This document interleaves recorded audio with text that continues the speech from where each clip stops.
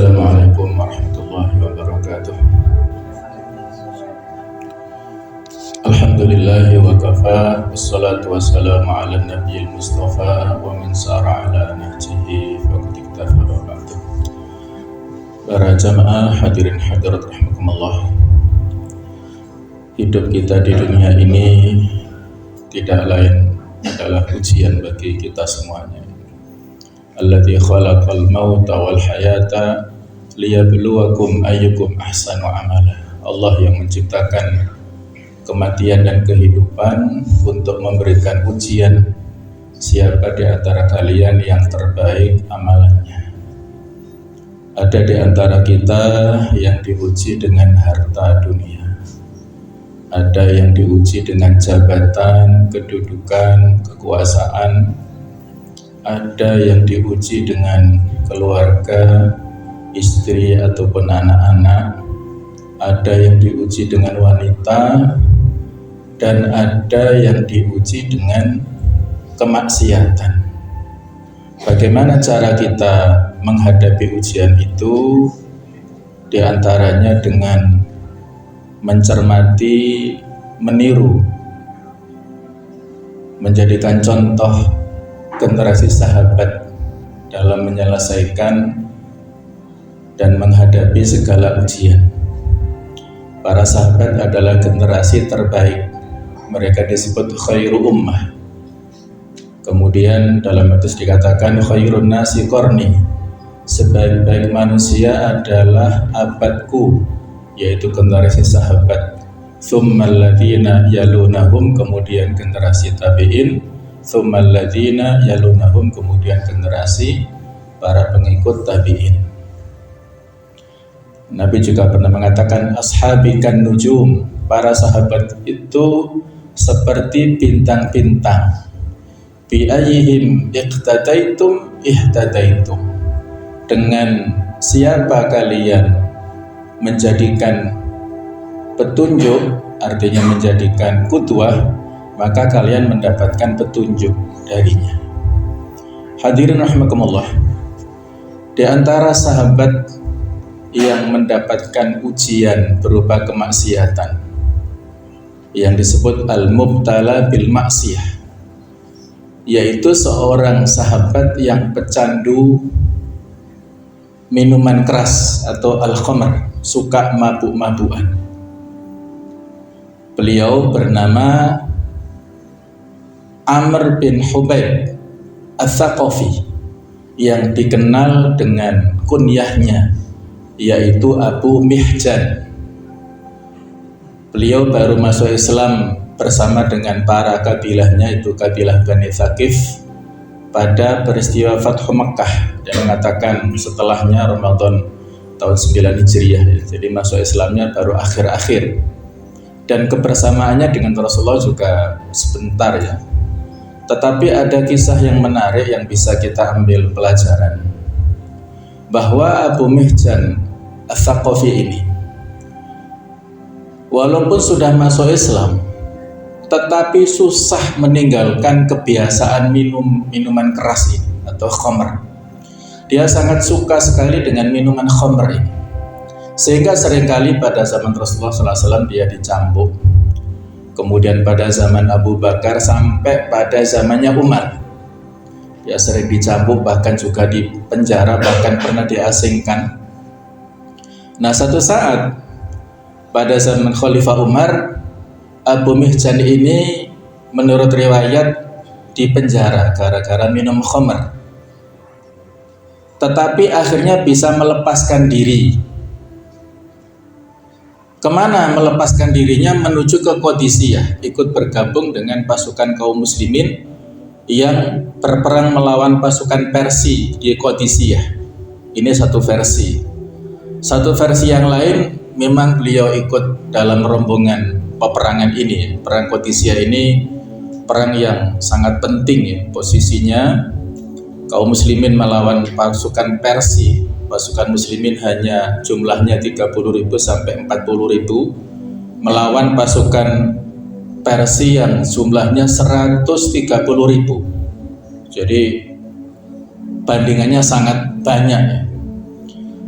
Dan pada saat itu ketika Abu Mihjan Ats-Tsaqafi sudah sampai ke sana, menurut versi tadi dia pada awalnya dipenjara oleh Khalifah Umar, kemudian melarikan diri, sehingga Khalifah Umar mengirimkan surat kepada panglima kaum muslimin yaitu Sa'ad bin Abi Waqqas untuk memenjarakan Abu Mihjan ini.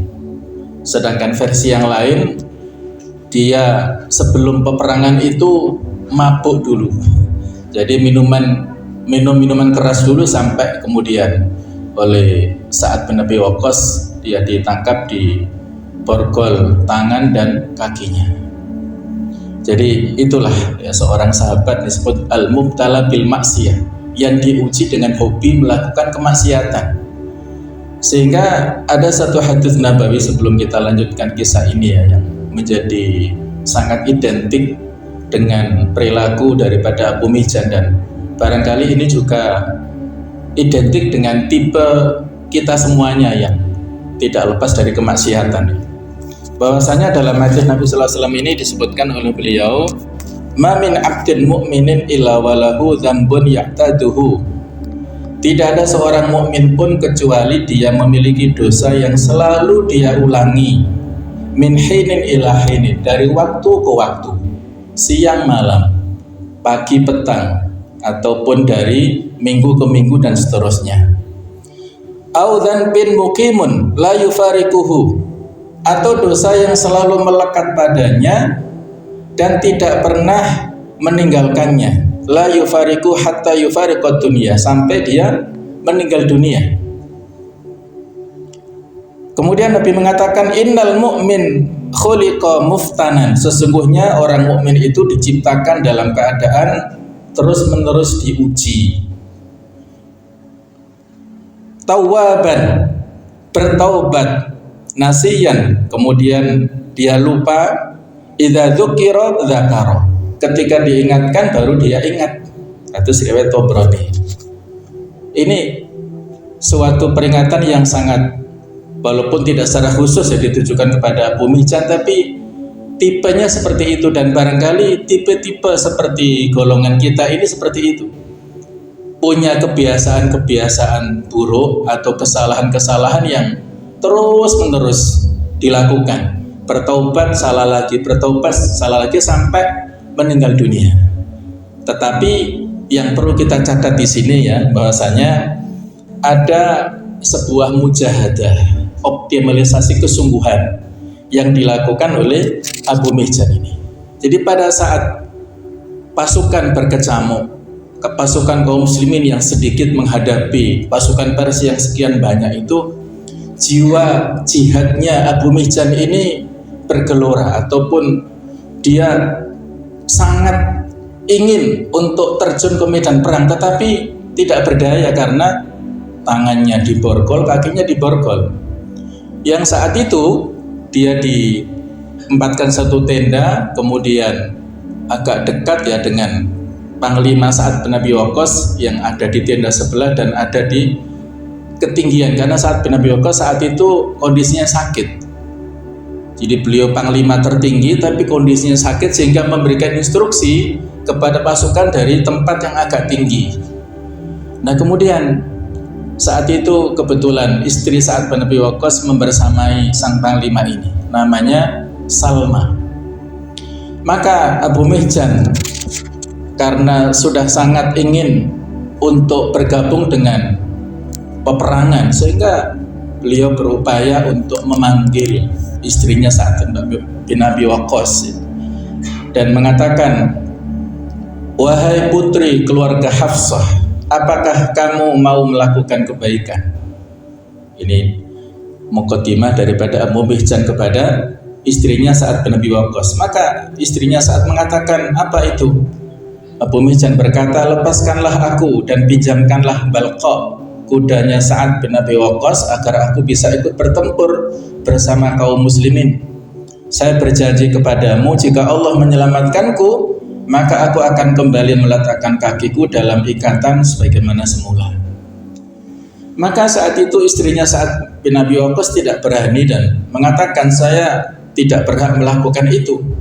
Kemudian Abu Mihjan kembali menyeret rantai pengikatnya dengan jiwa yang merindukan pertempuran karena menyaksikan serangan musuh kepada kaum muslimin. Dan beliau mengatakan syair atau puisi, karena Abu Mihjan ini seorang penyair juga ya, memberikan atau semacam rayuan dan juga lobby kepada Salma, istri daripada Sa'ad bin Abi Waqqas. Cukuplah kesedihan ini, bahwa engkau menolak memberikan kuda, sedangkan aku ditinggalkan terikat belenggu. Jika kau mengencangkan kendali besimu dan menutup pintu di depanku, kematian mungkin akan membuatmu tuli. Aku punya banyak uang dan saudara, tetapi mereka meninggalkanku sendirian tanpa saudara. Demi Tuhan, aku tidak akan mengingkari janjiku. Jika aku bebas, aku tidak akan mengunjungi toko-toko. Nah, setelah mendengarkan bait-bait puisi ini, maka Salma mengatakan kepada Abu Mihjan bahwa setelah saya melakukan istikharah, meminta pilihan kepada Allah, saya telah ridho dengan janji. Kemudian Salma melepaskan ikatan belenggu Abu Mihjan, kemudian akhirnya mengambilkan kudanya Sa'ad bin Abi Waqqas dan senjatanya, dan setelah itu Abu Mihjan langsung maju ke medan perang sambil tertutup mukanya, tidak diketahui. Dengan kuda putih dia pacu dengan senjatanya, bisa menebas sekian banyak musuh. Sampai Sa'ad bin Abi Waqqas yang melihat dari tempat yang tinggi itu heran, siapa orang itu? Kalau dari ciri-ciri kudanya kok seperti kuda saya, dari gerakan-gerakannya kok seperti Abu Mihjan, tapi nggak mungkin kan dia, saya rantai, saya langsung di tenda itu. Ya sudah, pokoknya akhirnya peperangan selesai dan kaum muslimin mendapatkan kemenangan yang besar. Jadi kaum muslimin di akhir peperangan itu yang syahid sekitar 8.500-an, sedangkan dari pihak musuh yang tewas itu sekitar 40.000, jumlahnya cukup banyak. Jadi kaum muslimin menang besar pada perang Qadisiyah. Maka selesai peperangan, Sa'ad bin Abi Waqqas bertemu dengan istrinya, dan Salma mengatakan, selamat atas kemenangan yang diberikan kepadamu. Bagaimana pertempuran kalian pada hari ini? Maka Sa'ad bin Abi Waqqas menjawab, tentara Allah menghadapi apa yang telah mereka hadapi, hingga Allah mengirim seorang prajurit yang menaiki kuda putih.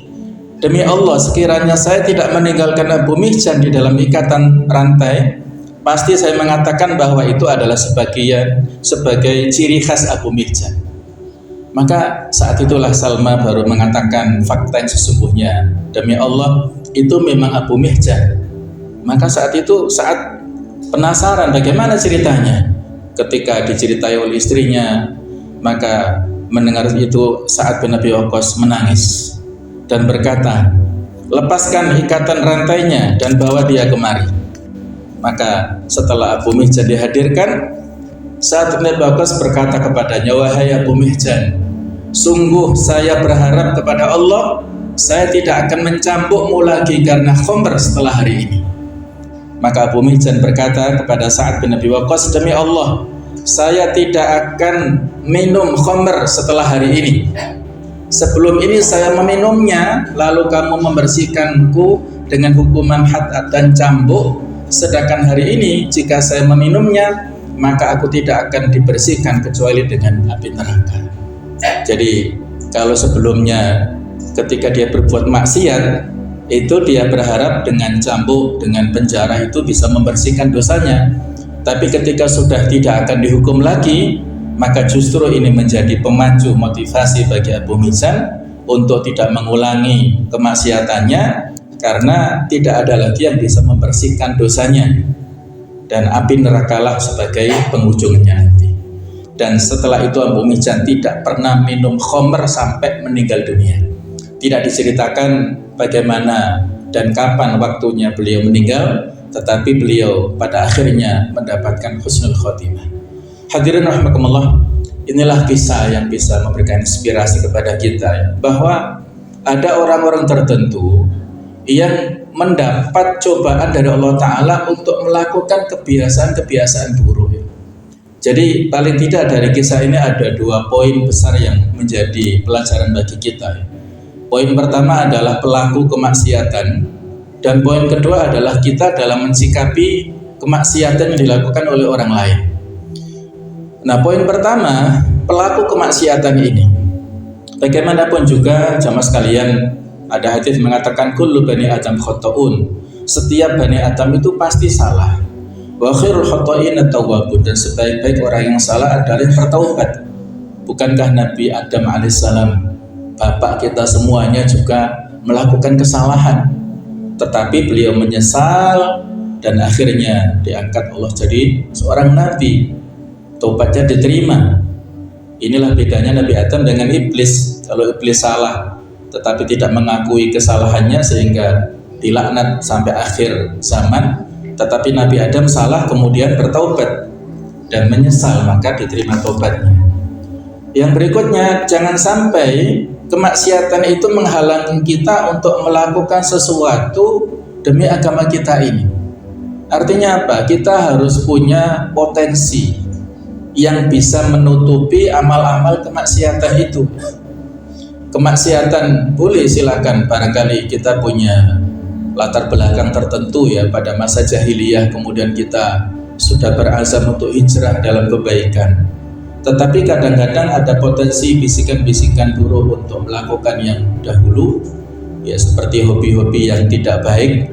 Maka ini adalah hal yang manusiawi, tetapi yang perlu diingat, kita harus punya amal andalan apa yang bisa kita maksimalkan dalam rangka untuk membela agama Islam ini.